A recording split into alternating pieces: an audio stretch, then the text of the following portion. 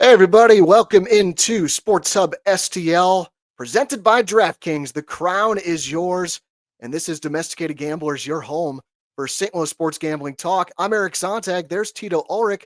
Sean Terwillo is out today. His brother is getting married tonight, so Sean is doing his brotherly duty. So Tito and I are here for you to break down our hometown teams from a gambling perspective. So we'll have plenty of information and opinions to help you decide where you want to put your money while you're watching these games this weekend. You got the Cardinals and Brewers tonight. The Battlehawks are in action tomorrow. And Sunday, it's game 4 of the Blues and Jets and also St. Louis City SC on the road at LAFC. We'll talk about it all here on the show, along with our best bets from across the world of sports. Please hit that like button, subscribe to the Sports Hub STL YouTube channel, and hit that notification bell too so you don't miss any of the content here on Sports Hub STL. Domesticated Gamblers also available on podcast on Apple and Spotify. And make sure to support the advertisers, guys. These are definitely ones you will love doing business with. Our show is brought to you by Samonides Sweets and James Carlton with State Farm Insurance. Tito, I think we're a little tired this morning after staying up late last night watching the Blues, but it was worth it. How are you feeling after that 7-2 rout last night?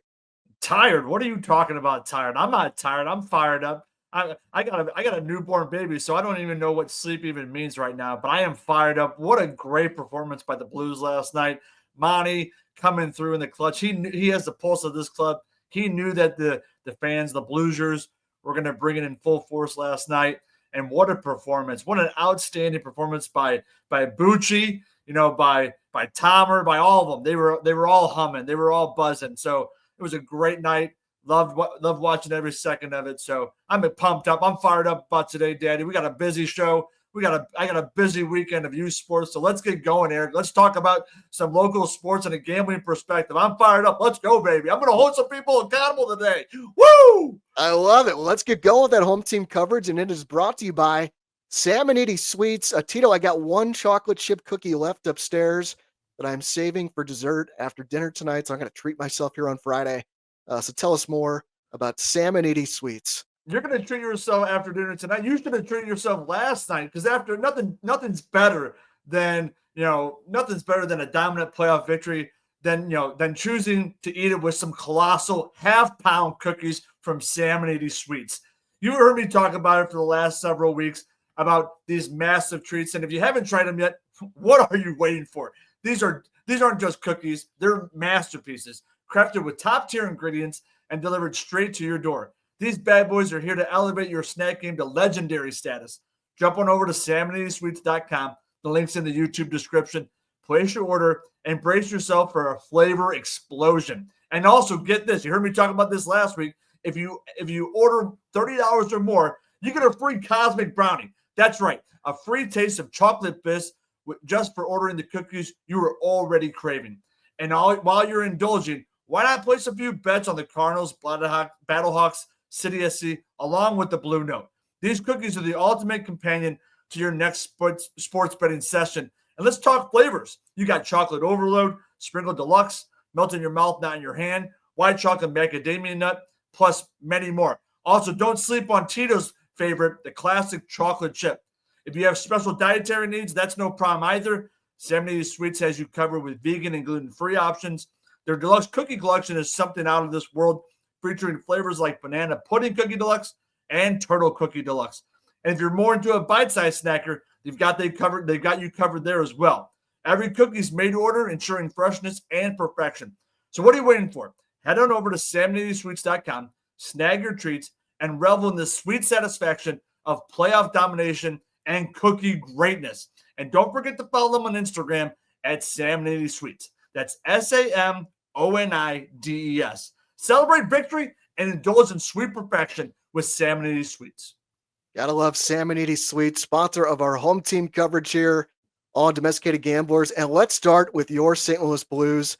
Tito, they now trail the series 2-1 after that demolition of Winnipeg last night. Game 4 set for Sunday at 12 p.m. So the Blues, still a big underdog in the series. The Jets are minus 425 to win the series on DraftKings, while the Blues are at plus 320. So still a lot of work to do. As for this game on Sunday, I found this interesting. The Jets were a minus 120 favorite in game 3. They're actually a bigger favorite in game 4. So the market has not overreacted after that blowout last night. The Jets are a minus 130 favorite here.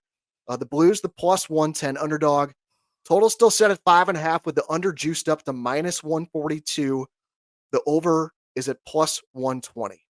So, Tito, I'm curious to hear your thoughts on the series overall and on game 4 on Sunday.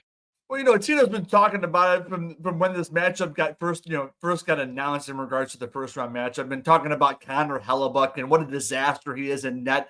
And, he doesn't have it. We saw that in the Four Nations Cup. We've seen it, firsthand last night, giving up 6 or 7 goals, whatever it was. I know that Comrie fella came in and let up a few goals. But, don't overreact to the market yet. Still fresh, still new. So I'm sure sharp money will come in, over the next, 48 hours because we don't play until Sunday. So I think that's going to maybe adjust a little bit, but it's definitely not going to be a 7-2 drumming. I wouldn't expect. But this team is demoralized. Let's just shoot it straight. The Jets, they got their stocks blown off them and they don't know what hit them. So look for another great performance by the Note. Take those odds. I love the plus money with the underdogs. These Blues are getting no respect. They've got no respect. I got no respect telling everyone that they were going to make the playoffs a few weeks ago. These Notes they're not getting any respect now. So they're going to take this with a chip on their shoulder. They're going to have an outstanding performance on Sunday, and they're going to take this back to Winnipeg, tied 2-2, Daddy. Mark it down from Tito right now, baby. Woo!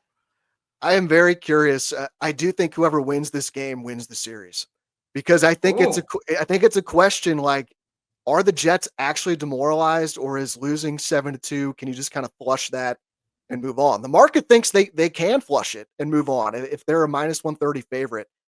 I really just don't have a strong opinion on who's going to win the game. I really just could see this either way, but I think we might know within the first 10 minutes of the game if the Blues are coming out, similar to how they did last night. That'd be super encouraging. I expect this one to be super, super tight.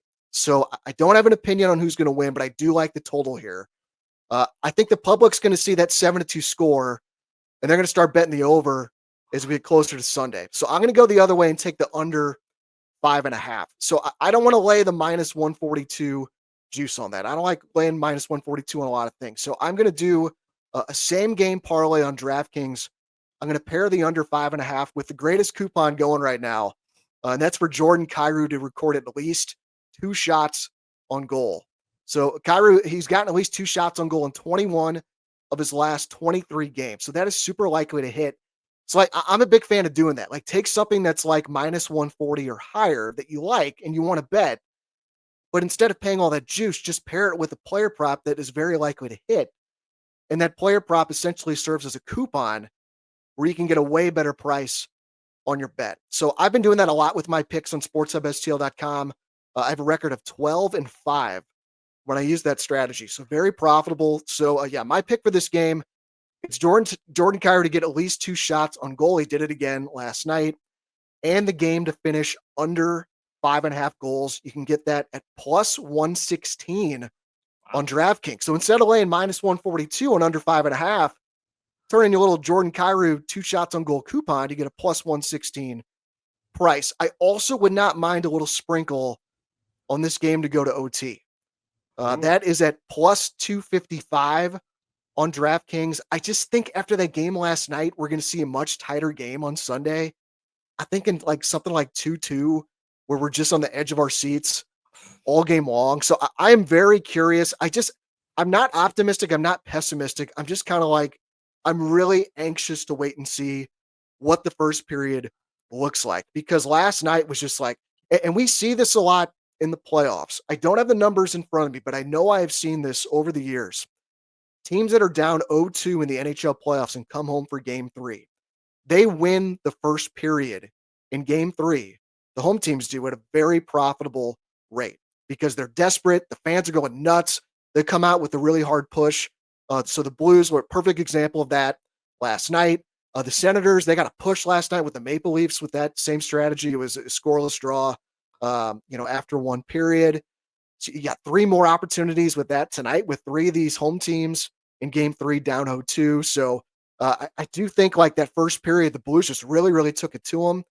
And then the rest of the game, it was just kind of over after that, So I I'm don't not know. really. I don't know if it was over after it. I mean, they dominated. I mean, the second period there was no scoring, but the third period it was another dominating period by the note. I mean, I think 7-2 drumming. Maybe there's a couple lucky bounces. Maybe there's maybe there's a bad call.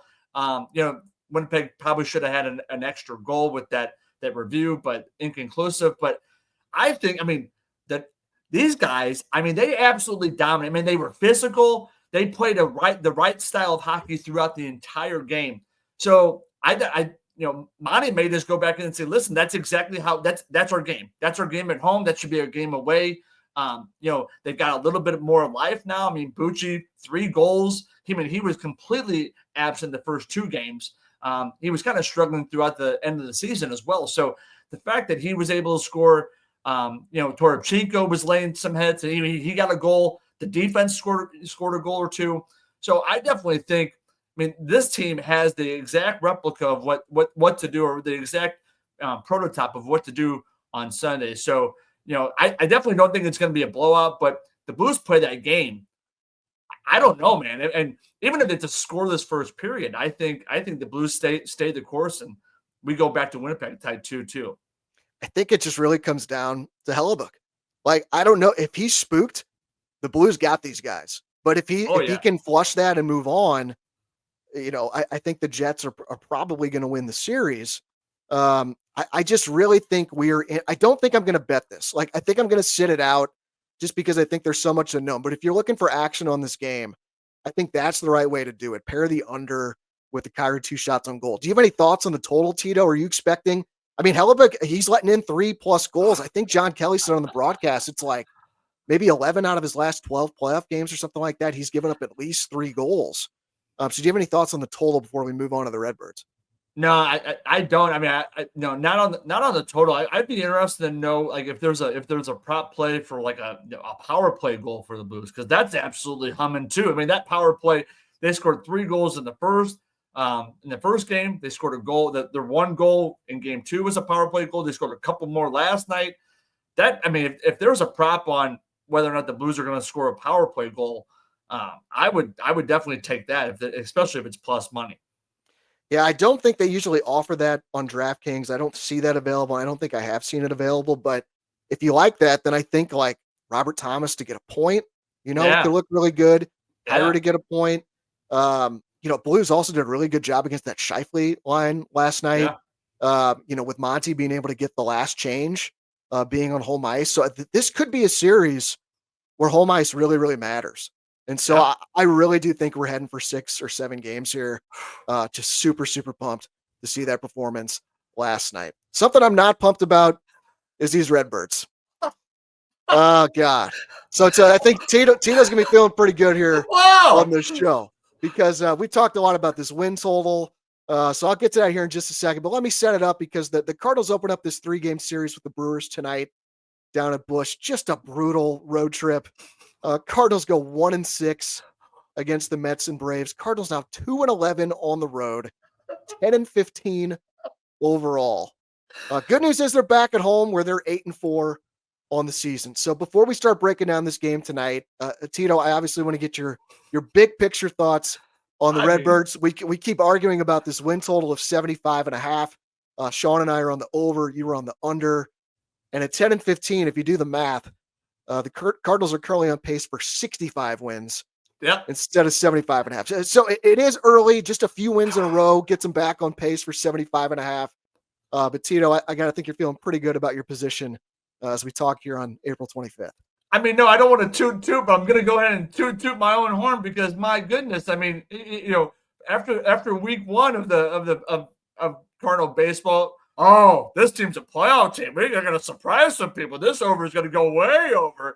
And I try to tell you and that Mr. Sharp fella, to pump the brakes a little bit. It's still really early, and then what happens? They sweep the Phillies, and then it's even more nonsense from you two guys, from you two jokers, you two frauds.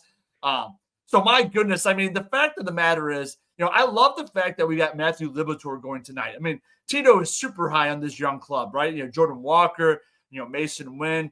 Matthew Liberatore has never gotten a full chance at a starting rotation. And the fact of the matter is that, I think I heard Bernie or another analyst talk about how, give him a full year of being a starter when you're not really expected to go to the playoffs, and get that arm strength up. That next way they can make a move, and maybe Matthew Liberatore is maybe an ace, or maybe at the very worst, maybe a 2 for next year. So I love the fact of what Marmol's doing, getting him in the rotation, giving him some experience. But I toot Marmol's horn on that case. But my goodness, a few nights ago, I mean, you have Ryan Helsley waiting. He hasn't pitched in like 4 or 5 weeks. He comes in when it's a 10-4 game. And the fact is, he comes in. Why does he come in? It's a non-save situation. And guess what? Ali, you talk about how, I want to save him for save situations. Well, they bring him in on a non-save situation, and he throws 30 or 35 pitches. And then the next night, you don't bring him in when the game's on the line. You're up 1-0. You bring in a scrub Ryan Fernandez. I mean, the fact that the guy leaves, throws a hanging 82-mile-an-hour slider that just hangs up there for who was the guy that even hit the home run? I mean, he must be the second coming of like Aaron Judge. I know he must be. No, this guy's someone you've never heard of, and he launches a ball that hasn't even landed yet. So I don't get it. I don't understand it whatsoever. They should have traded Helsley in the offseason. If you're not going to use him, you need to trade him for something with some value. But now he doesn't play. He doesn't pitch for weeks at a time. And this club's not going to have a lot of save opportunities. So, Marmol, you got to start using your closer a little bit more effectively, because you don't necessarily win a game in the 7th or 8th, but you can definitely lose a game. So bring him in, bring your best pitcher in when the game is on the line, not necessarily when you're trying to close it out. And if he hasn't pitched in weeks, then let him throw some pitches, let him get some more, get some more experience, so that arm doesn't just completely die on him. So that's a big wolf.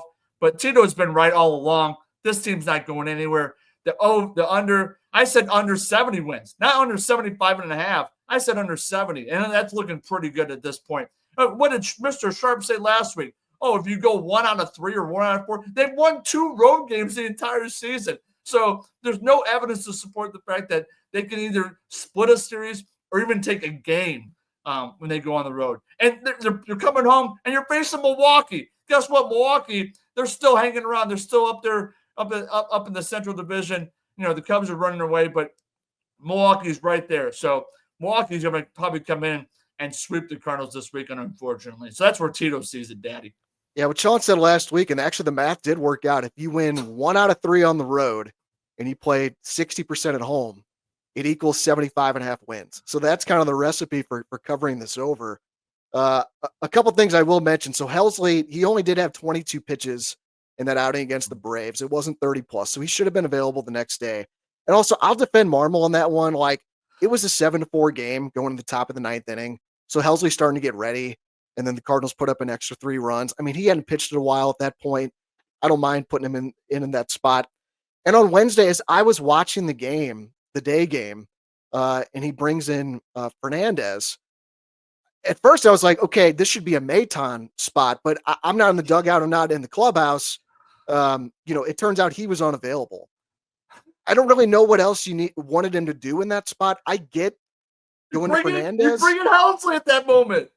Were you saying that in the moment though, before? Yes. Okay. Yes. Okay. And if that's the case, it's a 1-run lead, and you're coming off. It was tied. It was tied. It tied? Yes.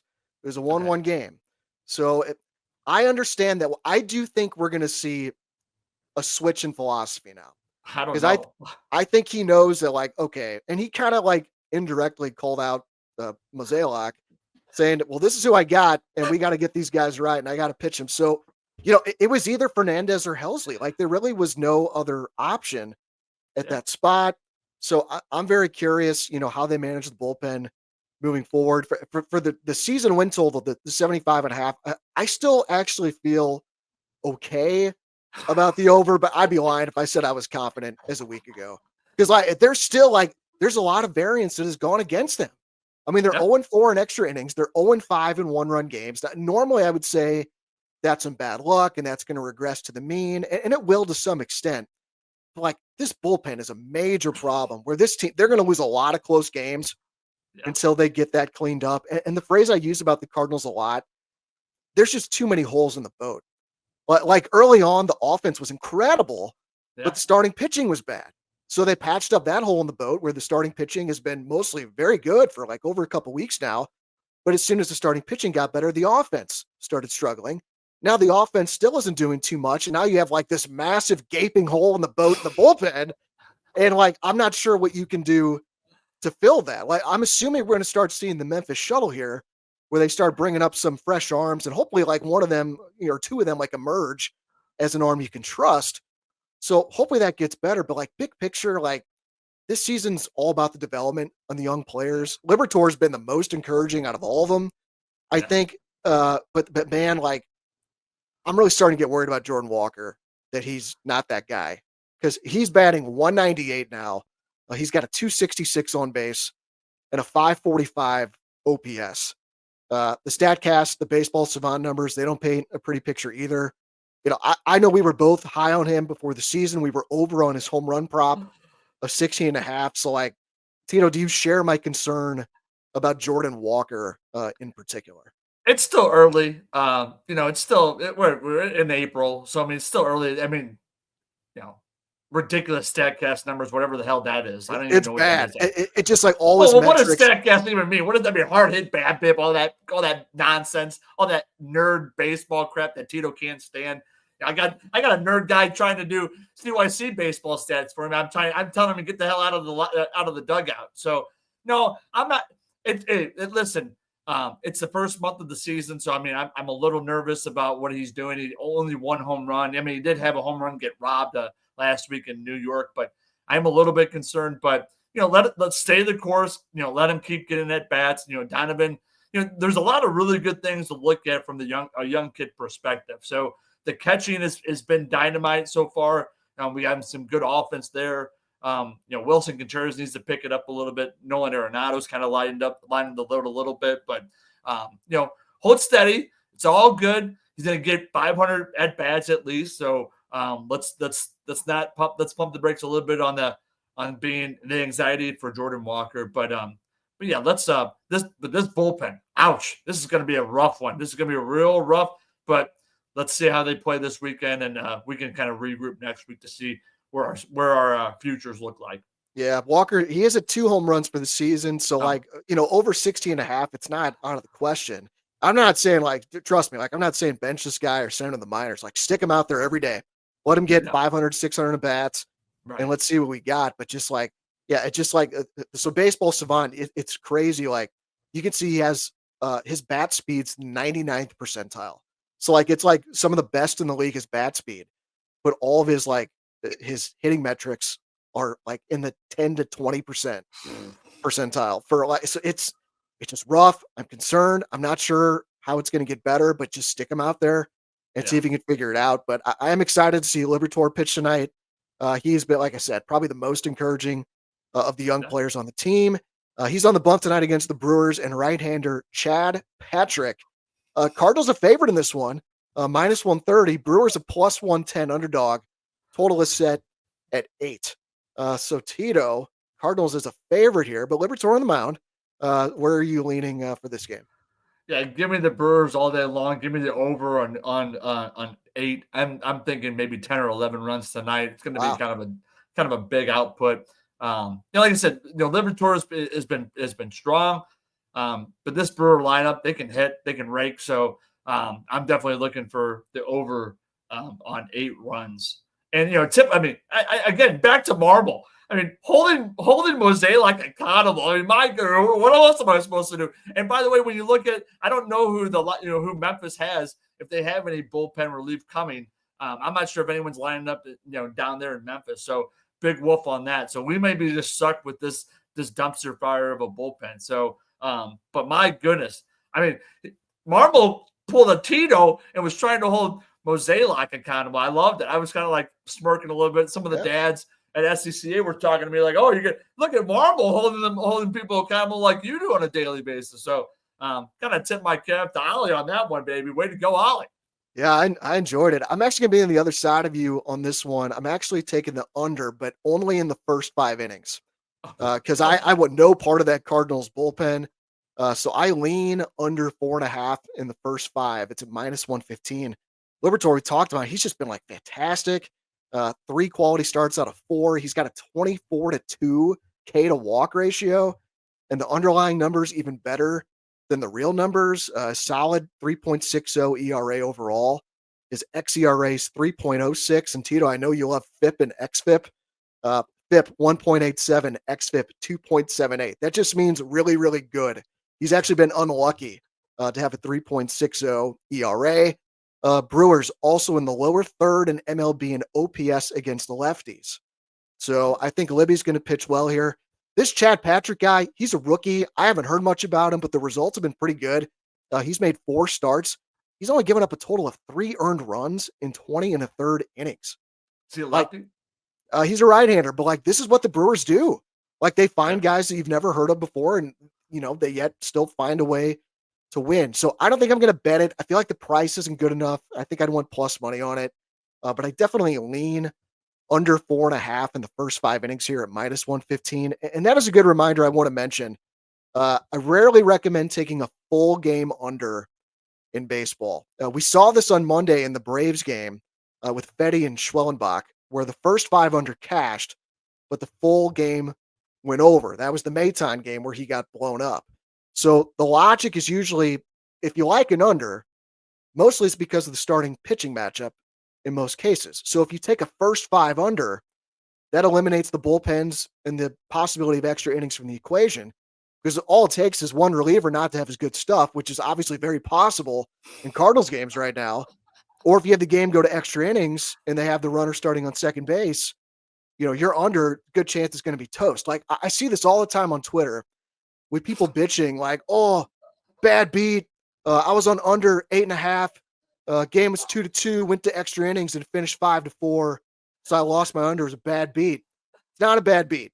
That's you making a bad decision. Okay. So be smart.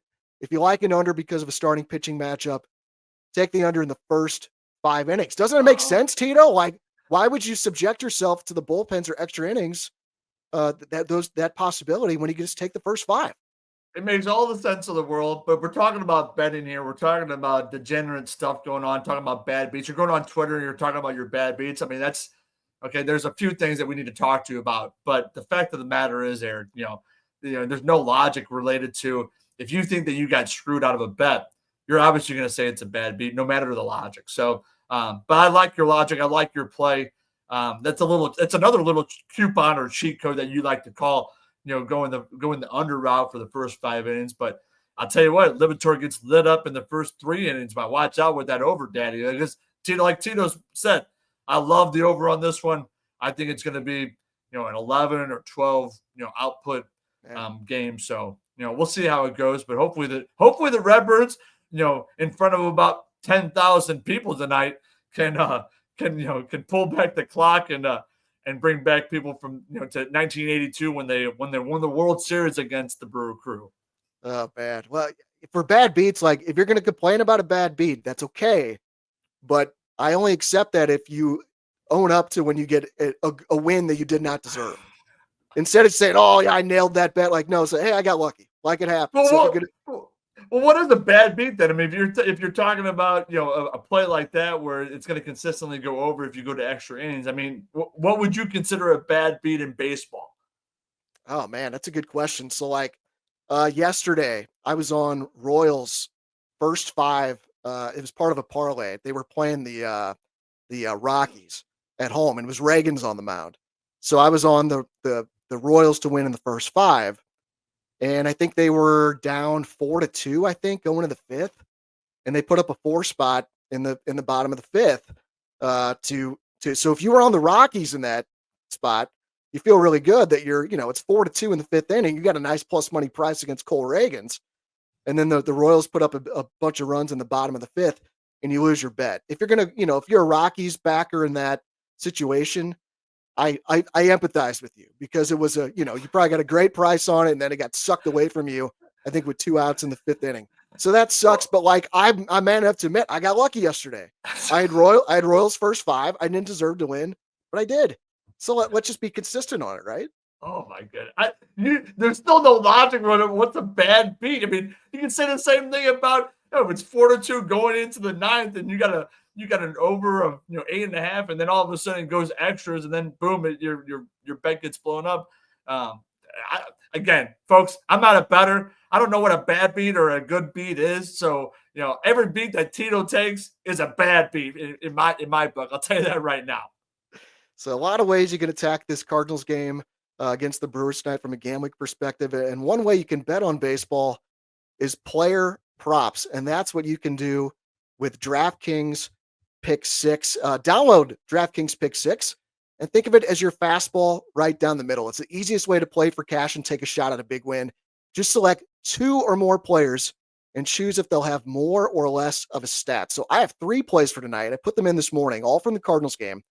I'm taking over 4.5 strikeouts for Liberatore. He's done that in 3 of his 4 starts.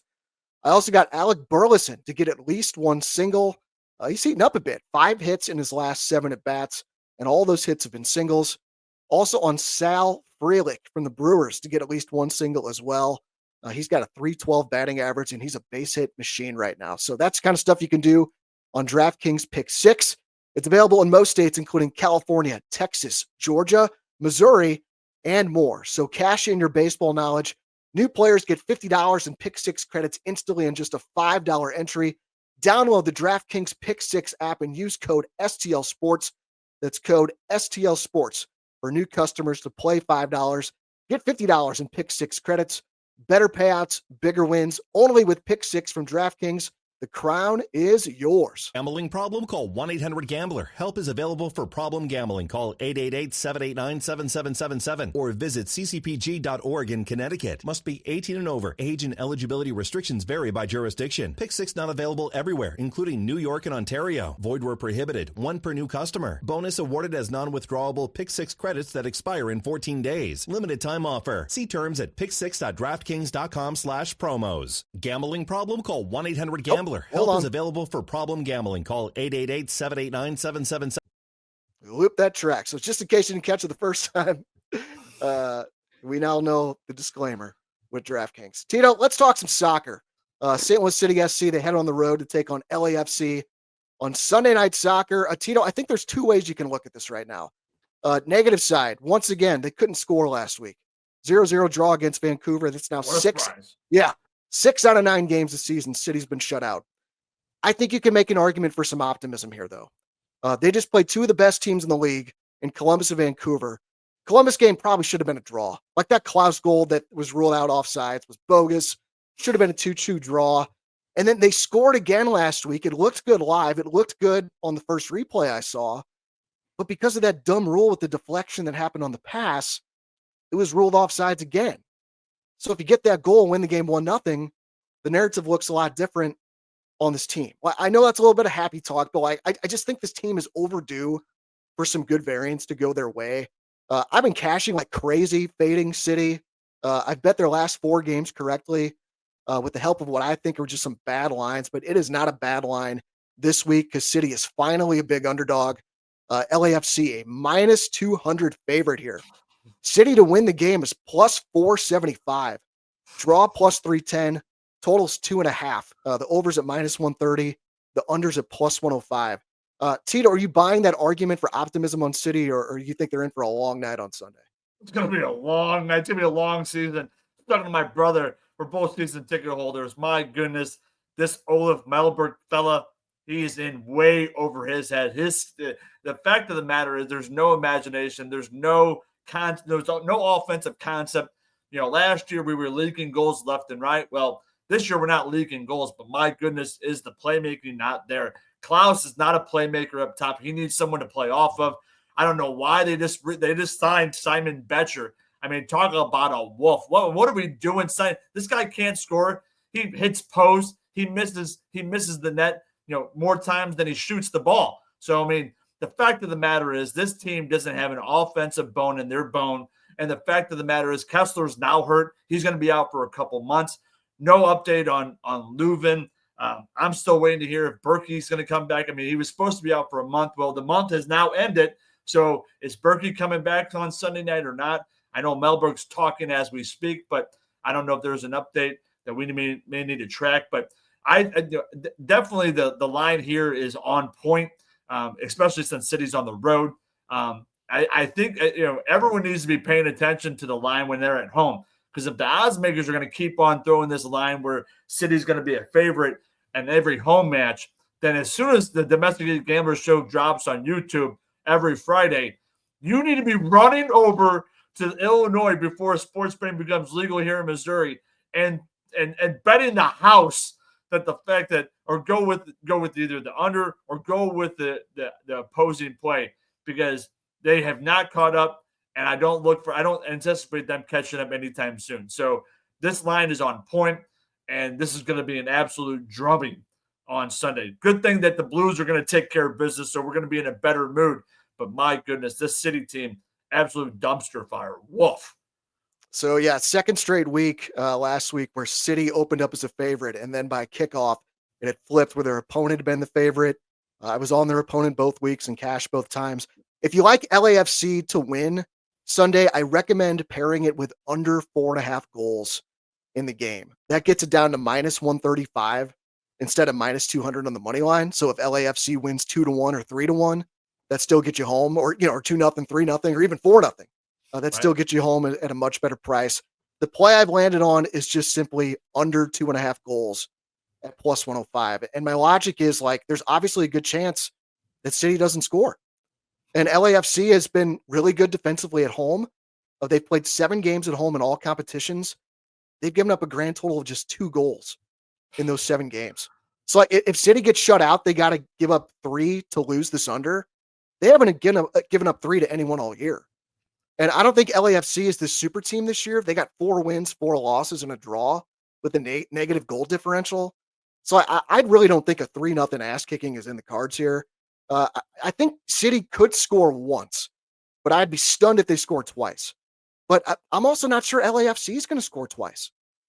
Say what you want about City, but no team in MLS has given up fewer goals this season.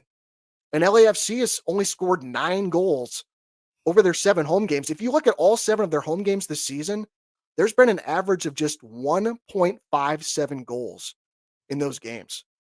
So I think under 2.5 is the best way to go here at plus 105. Looks like you disagree.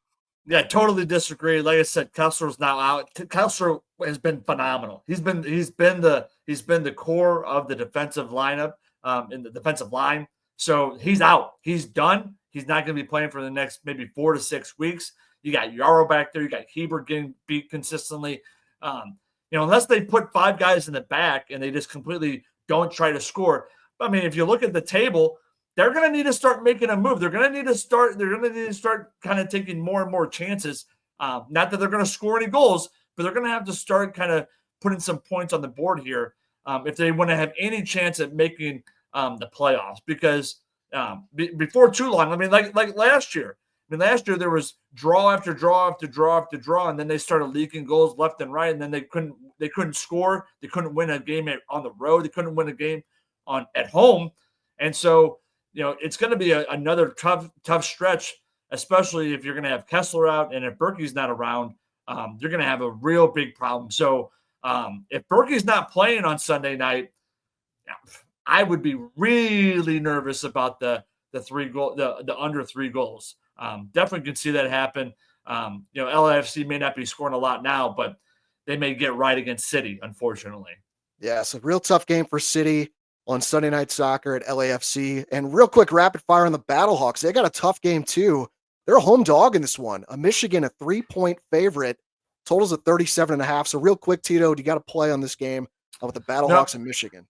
No, I don't. The luster's kind of been lost with the Battlehawks. That quarterback got hurt. So we'll see how it plays out, but I don't have a strong opinion on that one. Yeah, lean for me on the under here. That game last week at Arlington, it took 3 defensive touchdowns for that game to go over. That was such a fluke. If I'm going to bet this game, I would go under 37.5.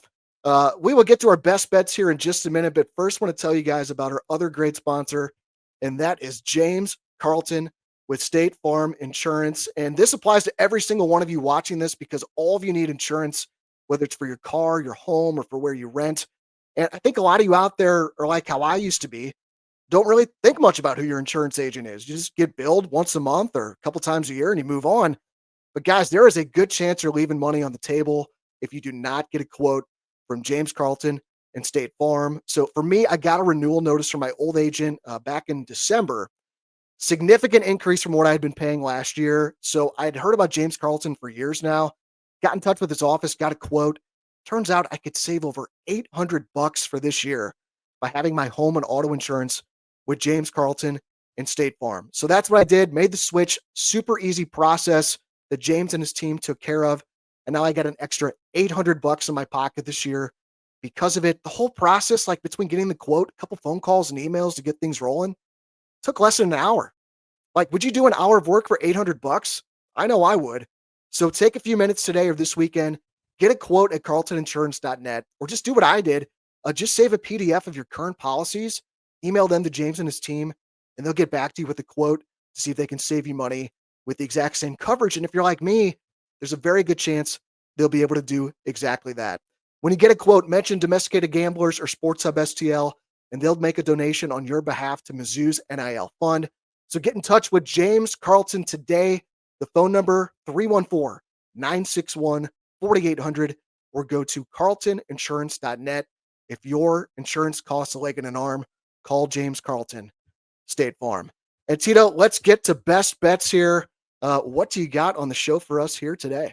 My best bet, we're going to the NBA. We're going to the association. We're going with the Lakers and Tom Gugliotta and the T-Wolves, baby. So I'm going to look for LeBron James. I mean, he's been consistently in game threes as a Laker. He's been putting up, I think, like 27 or 28 points per game. Or he's averaging 28 points per game. So I think the over-under right now looks like it's LeBron 22 and a half, and I get that at minus 120. So I'm looking for LeBron, especially if him and Luka have to shoot, 50 attempts between the two of them. I'm looking for that over to hit very easily. It's a must win for the Lakers. It's 1-1 series tied. So Lakers need to take a hold of that matchup. So I'm going with LeBron and over 22 and a half points tonight, Daddy. I like that play. I actually just pulled it up on DraftKings. It's up to 23 and a half now. So over 23 and a half is minus 120 for points on LeBron. There's a big trend, like in game ones of playoff series, he always goes under his point total because almost like he's trying to figure out how the other team is attacking. And he kind of, is more of a playmaker distributor in game one. But as the series goes on, he tends to assert himself more. So I like that play, Tito. LeBron, we'll go over 23 and a half points at minus 120. My best bet, I've won a couple in a row here betting soccer. I'm going back to the well once again. Tomorrow morning, English Premier League, 6:30 in the morning, Tito. If you got young kids like I do, you're up early on Saturdays. You flip on USA Network and you watch Everton take on Chelsea. And we're going to root for another gross under 2.5 goals. Everton, 7 straight games have finished with under 2.5 goals. And these teams played back in December. Game finished 0-0. So my best bet, Chelsea, Everton, under 2.5 goals. You can get that at minus 110 on DraftKings. Let's wrap up with the home team play of the week. Again, our favorite play in the games involving the local teams. I really don't love anything here, but I'm thinking more about like this Libertor strikeouts prop that I mentioned in the DraftKings spot. I'm going to take his over 4.5 strikeouts at minus 105. I see the Brewers have a K rate of 22% against lefties. If that holds true tonight, the math says he'll be at 4 strikeouts when he gets through the order 2 times. Cardinals have shown they're going to let Libertor go deep into games.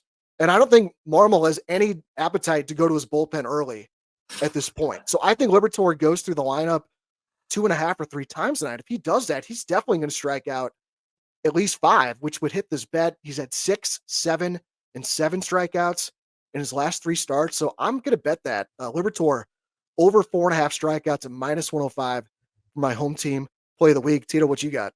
No surprise. Going with the note on Sunday, plus 110. Note's going to take care of business. We're going with money line Or we'll go with we'll actually get the odds. I'm not sure what the line is, but we'll take the note to win. That's what we're gonna go. Plus 110. But kudos to you for taking a positive play on a home team. I like it, man. We're high on Libertor. I love to hear that. Yeah, Blues plus 110 on the money line in Game 4 on Sunday. Cannot wait for that. Well, that's going to do it for today's show. Hit the like button and subscribe to the Sports Hub STL YouTube channel and support the advertisers, guys. You are going to love them. It's really easy to support them. Just take 5 minutes. Get a quote from James Carlton with State Farm Insurance. I'm highly confident he'll be able to save you money like he did for me. Again, that's an extra $800 I have in my pocket this year because I made the switch to James Carlton. Phone number 314-961-4800 or online at carltoninsurance.net. You'll see his info in the YouTube description. And you can buy some of those amazing cookies from Samonides Sweets. Just click the link in the YouTube description to go to samonidesweets.com, order some cookies, and get them delivered to your home. For Sean, who I guess we'll say is out on assignment today, for Tito, I am Eric. This has been Domesticated Gamblers here on Sports Hub STL. Thanks for watching, guys, and we will see you next Friday, and let's cash.